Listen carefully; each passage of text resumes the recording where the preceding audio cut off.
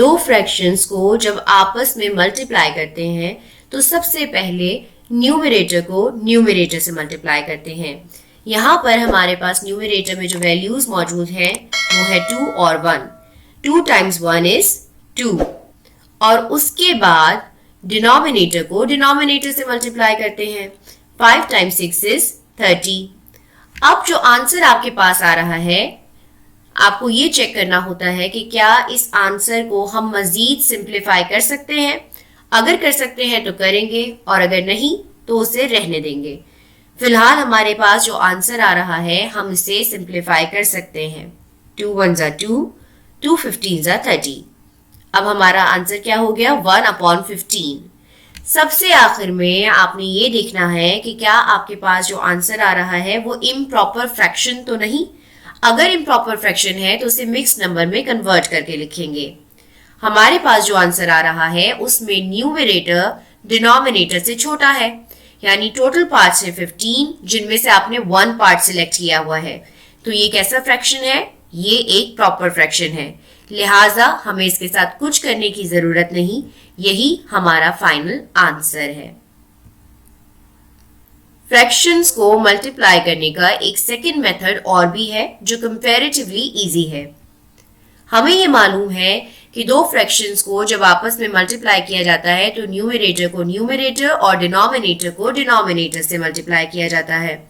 लेकिन न्यूमरेटर और डिनोमिनेटर के बीच कौन सा ऑपरेशन परफॉर्म हो रहा है वो हमें इस लाइन की मदद से पता चल रहा है कि न्यूमरेटर डिवाइड हो रहा है डिनोमिनेटर से। जब आप फ्रैक्शंस को मल्टीप्लाई करते हैं तो न्यूमरेटर ना सिर्फ अपने डिनोमिनेटर से डिवाइड हो रहा होता है बल्कि दूसरे फ्रैक्शन के डिनोमिनेटर से भी डिवाइड हो रहा होता है। बिल्कुल यही मामला दूसरे फ्रैक्शन के न्यूमरेटर के साथ भी है। 1 न सिर्फ 6 से डिवाइड हो रहा है बल्कि दूसरे फ्रैक्शन के डिनोमिनेटर यानी 5 से भी डिवाइड हो रहा है। तो सेकंड मेथड में हम मल्टीप्लाई करने से पहले ही ये चेक कर लेते हैं कि अगर इस स्टेज पे हम कुछ सिंप्लीफाई कर सकते हैं तो सिंप्लीफाई कर दें। हमारी एग्जाम्पल में हम 2 और 6 को कैंसिल आउट कर सकते हैं। 2 1s are 2, 2 3s are 6।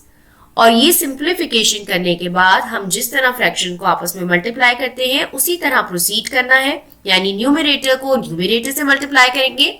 Numerator में अब क्या वैल्यूज है 1 टाइम्स 1 और डिनोमिनेटर को डिनोमिनेटर से मल्टीप्लाई करेंगे यानी 5 टाइम्स 3।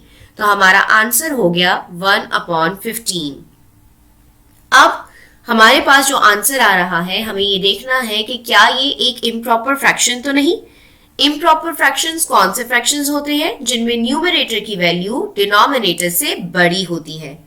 अगर हमारा आंसर इम्प्रॉपर फ्रैक्शन है तो हम उसे मिक्स नंबर में कन्वर्ट करके लिखेंगे और अगर हमारा आंसर इम्प्रॉपर फ्रैक्शन नहीं है तो फिर हम उसके साथ कुछ भी नहीं करेंगे। वही हमारा आंसर है।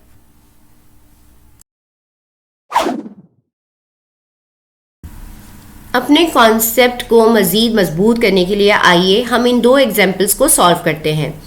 6/5 मल्टीप्लाई बाय 4/3। मल्टीप्लाई करने से पहले हम देखते हैं कि क्या इस स्टेज पे हम कोई सिंप्लीफिकेशन कर सकते हैं।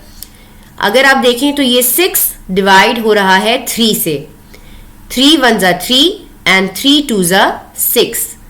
अब हमारे पास जो वैल्यूज बची हैं इन्हें आपस में मल्टीप्लाई करते हैं। न्यूमरेटर में है जनाब 2 and 4, तो न्यूमरेटर की वैल्यूज को आपस में मल्टीप्लाई करते हैं और डिनोमिनेटर में है जनाब 5 times 1। So our answer is 8/5। अब ये जो आंसर आ रहा है हमारे पास, क्या ये इम्प्रॉपर फ्रैक्शन है?